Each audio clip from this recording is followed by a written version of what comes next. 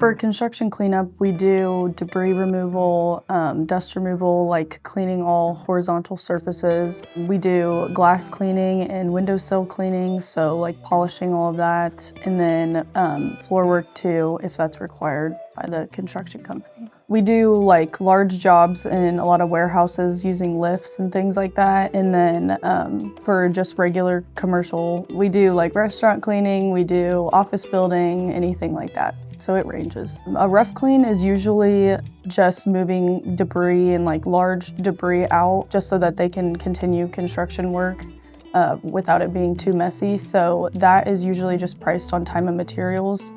And a touch-up clean is also priced on time and materials as opposed to the final clean, which is just priced per square foot usually. So like a 10,000 square foot medical facility is gonna be different than a 10,000 square foot warehouse. We typically provide our own PPE, and it just depends because some sites are practically they're tenant finished, so we don't need any PPE at all. It depends on the project. If they're wanting to schedule the complete final clean, it would probably be 24 to 48 hours before turnover. Most of our business is reference-based. We work with a lot of the same companies. Some construction companies have their own cleaning companies built in, but a lot of ours is just referral. They don't want to pay for it at the end. They don't have the labor